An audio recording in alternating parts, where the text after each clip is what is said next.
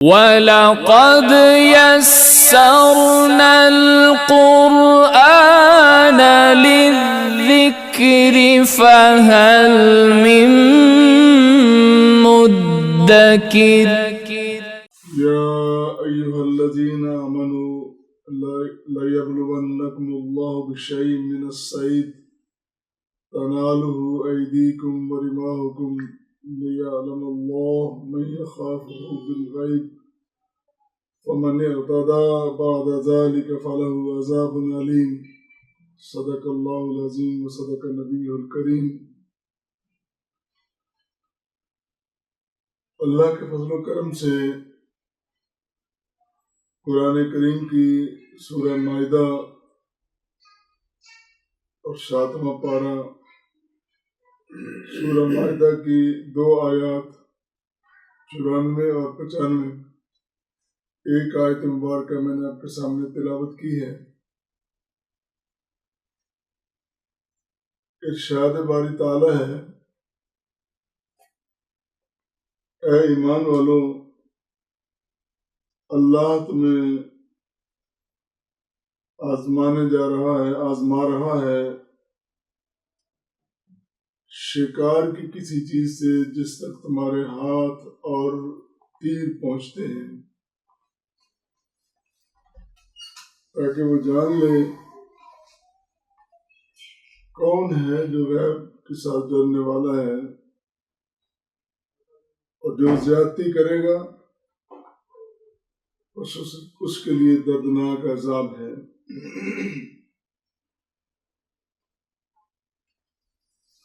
سب سے پہلے یہ جاننے کے لیے کہ احرام اور حرم میں شکار سے منع کرنا یہ اللہ کی طرف سے ایک آزمائشی نصاب ہے۔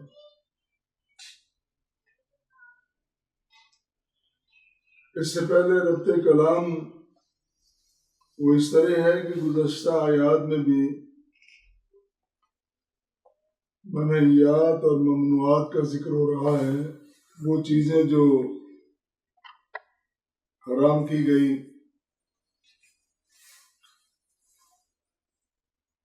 اور اس میں بھی شکار سے روکا جا رہا ہے، اور اس کا شان نزول یہ ہے، مکاتب بن حیان کہتے ہیں کہ حدیبیہ کے مقام پر اس سفر میں عمرے کے لیے جو سفر تھا،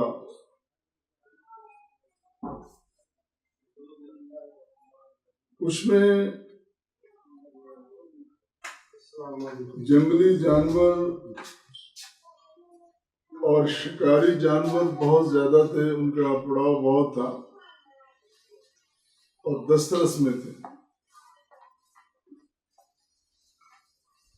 ہاتھ بھی پہنچتے تھے، یعنی چھوٹے جانور جن کو ہاتھوں سے پکڑا جا سکتا ہے، اور جن تک تیر پہنچتے ہیں ان سے روکا گیا، اور وجہ یہ بیان کی، وہ قادر مطلق تو بغیر وجہ کے بھی ارشاد کر سکتا ہے، لیکن پھر بھی ایک انسانی دلیل سامنے رکھی جاتی ہے، لِيَعْلَمَ اللَّهُ مَن يَخَافُ بِالْغَيْبِ، غیب سے اذن آئے، حکم آئے تو کون ہے جو اس پر ایمان رکھتا ہے،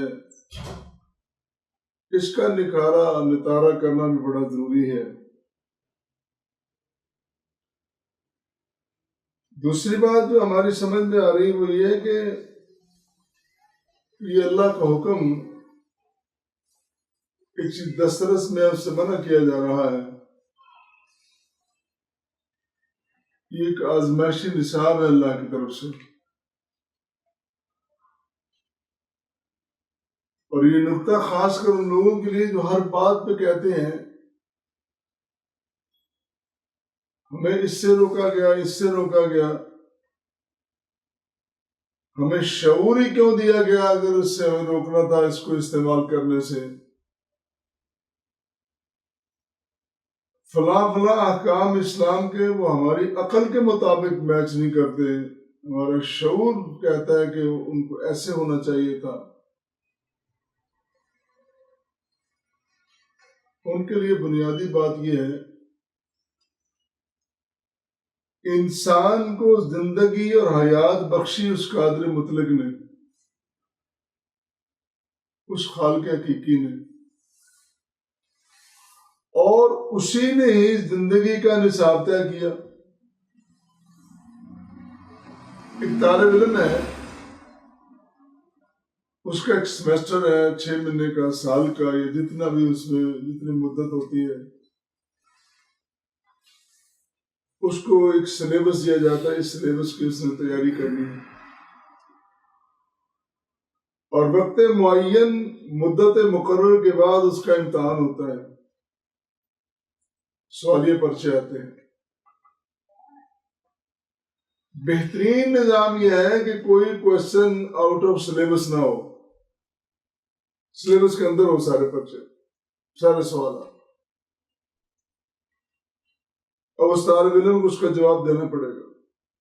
جب طے ہو گیا کہ تو نے یہ سلیبس پڑھنا ہے، اس میں سے تو نے امتحان دینا ہے، بیانی انسان کی تخلیق رب نے کی، سلیبس رب نے مقرر کیا، وقت معین اسی نے کیا، اور اس نے کہا ہے کہ میرا کوئی question out of course, out of syllabus نہیں ہوگا، میں نے بتا دیا ہے۔ اچھا، ایک اور بڑی بات، بڑی خوبصورت بات احسان عظیم رب کا یہ ہے، اس سلیبس پر عمل کرنے کے لیے بلوغت اور شعور ضروری ہے۔ بلوغت سے مراد کہ جب تک انسان بالغ نہ ہو جائے وہ جواب دہی نہیں ہے، بچوں سے تو کوشچن ہی نہیں ہے۔ جب بلوغت کو پہنچے گا پھر احکام پہ عملداری ہوگی۔ دوسری بات شعور لازم ہے، ایک بندے کو شعور ہی نہیں، پاگل ہے، اس سے بھی کوئی کوشچن نہیں ہے۔ جو صحت مند ہے، عقل جن کی کام کرتی ہے، اور جو بالغ ہیں، اور اس سے بھی بڑا احسان رب نے یہ کیا، احسان عظیم، ایک اس نے بہترین نمونہ بھی بھیجا، اس طرح تم نے عمل کرنا ہے۔ وہ نمونہ، وہ اسوہ نبی کریم صلی اللہ علیہ وسلم کی سیرت و تجربہ ہے۔ اللہ کریم نے فرمایا کہ قرآن میرا، احکام میرے، اوامر میرے، معروفات و منہیات جتنے بھی ہیں، ان سب پر عمل کس طرح کرنا ہے جس طرح میرے رسول نے، میرے نبی نے کیا، تاکہ کوئی یہ نہ کہے کہ یہ تو انسانی دسترس ہی باہر ہے، انسانی جبلت اور فطرت میں یہ باتیں نہیں آتی۔ اللہ تعالیٰ نے احسان عظیم کر دیا۔ اب یہاں حرم میں، حرم کے مقام پر، حرم کی حدود میں اور احرام کی حالت دونوں میں، حرم ہو یا بندہ احرام میں ہو، حج پہ عمرے پہ جا رہا ہے، راستے میں خشکی پر، تری پر نہیں، باہری نہیں، بری خشکی پر، اس کے سامنے شکار آ جاتا ہے، کہا ہے کہ تم نے شکار نہیں کرنا، اور بشین، کچھ بھی، اس کا معنی تو ویسے یہ ہے کہ شکار کی کوئی چیز، لیکن یہ بھی معنی لیا جا سکتا ہے کہ شین کچھ بھی نہیں، تھوڑے سے تھوڑا بھی نہیں، معمولی بھی نہیں، جو منع کر دیا ہے بس نہیں کرنا۔ ایک تو کرنا نہیں، دوسرا کیلو کال نہیں، ایک تو نا عمل کرنا، دوسرا ہے کہ اس پہ بات بھی نہیں کرنی. تم اپنی زبانیں کھولو اور نہیں عمل تو میں کر رہا ہوں لیکن یہ جو کام ہے نا یہ لگتا ہے کہ ایسا روکنا نہیں چاہیے. آپ کون ہو؟ آپ نے سلیبس نہیں بنانا، نصاب نہیں بنانا، وہ کمیٹی رب تعالیٰ کی جس نے تیار کیا ہے اس نے بنایا، اس پہ عمل کرنا. اور سیدھی سی بات ہے، یا ایھا الذین آمنو، اے ایمان والو. اور اللہ تعالیٰ مخاطب بھی اپنوں سے ہوتا ہے. اللہ تعالیٰ کا یہ بڑا ایک پیارا انداز ہے. کبھی فرمایا اے کافرو، بیگانوں سے جب مخاطب ہوتا ہے ایسے ہوتا ہے، اے کافرو، اے منافقو. جب اپنوں سے مخاطب ہوتا ہے پھر کہتا ہے آمنو، یا ایھا الذین آمنو، اے ایمان والو، اے میرے بندو، تم تو میرے ہو. تمہارے دلوں کی کھیتیاں زرخیز ہیں، ان میں جو بھی بیج ہم ڈالیں گے، کاشت کریں گے، کونپلیں پھوٹیں گی، پھل پھول نکلیں گے، اور زبانوں سے کوئی بات نہیں ہوگی. اے ایمان والو، لَيَبْلُوَنَّكُمُ اللَّهُ، اللہ تمہیں آزمانا چاہتا ہے. آزمانا کس لیے ہے؟ یہ بھی ایک بات ہے نا. سوال اٹھتا کیوں آزمانا؟ آزمانا اس لیے کہ تمہیں وہ کچھ عطا کرنا چاہتا ہے. تو دیکھے بغیر پہلے تمہارے ظرف ٹٹولے گا بھی کس قابل ہے، کتنا انعام اس کو ہونا چاہیے، کتنی نعمتیں ہونی چاہیے. پھر اس کے مطابق جتنی محنت کرو گے اتنے نمبر ملیں گے، اتنے مارکس ملیں گے. وہ آزمانا چاہتا ہے کہ تاکہ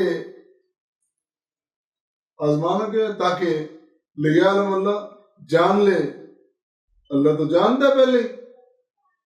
مطلب یہ ہوا تاکہ واضح کر دے. جاننے سے مطلب یہ ہے کہ وہ واضح کر دیں، دکھا دیں لوگوں کو، دوسروں کو پتہ چلے اللہ کے بندے کون سے اور شیطان کے ساتھ محبت کرنے والے کون سے. اور میں کس چیز میں جا رہا ہے؟ بِشَيْءٍ مِّنَ الصَّيْدِ، بِشَيْءٍ مِّنَ الصَّيْدِ تَنَالُ أَيْدِيكُمْ، شکار جس تک تمہارے ہاتھ پہنچتے، وَرِمَاحُكُمْ، اور تیر. رماح، تیر کہاں ہے؟ تیر سے مراد یہ ہے کہ کوئی بھی آلہ ہو جس سے شکار کیا جا سکتا. صرف تیر کہہ کے سارے وہ اوزار ہتھیار جس سے بھی شکار کیا جا سکتا. پھر فرمایا فَمَنِ اعْتَدَىٰ بَعْدَ ذَلِكَ فَلَهُ عَذَابٌ أَلِيمٌ. عمل کرنے والوں کے لیے انعامات ہیں، اور خالی پیپر دینے والوں کے لیے جنہوں نے محنت ہی نہیں کی، کسی کوشچن کا، کسی سوال کا جواب ہی نہیں دیا، آنسر بک ساری خالی ہے، ان کے لیے پھر فیلئر جو ہے، فیل ہونے والے، ان کے لیے فرمایا عذاب علیم، دردناک عذاب. ان کے لیے دردناک عذاب ہے.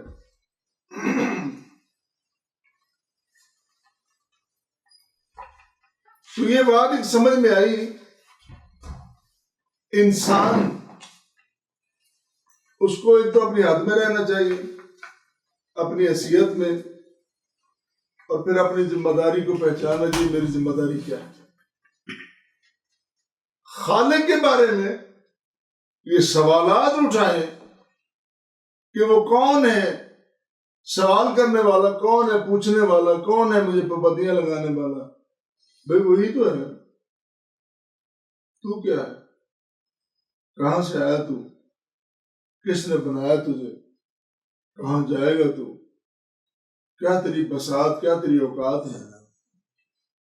یہ ساری چیزیں اسی نے طے کی ہیں. اب اس نے ایک نظام بنایا ہے کہ میں نے آزمائش کے لیے بندے کو بھیجا ہے. بار بار آ رہا وَلَنَبْلُوَنَّكُمْ بِشَيْءٍ مِّنَ الْخَوْفِ وَالْجُوعِ.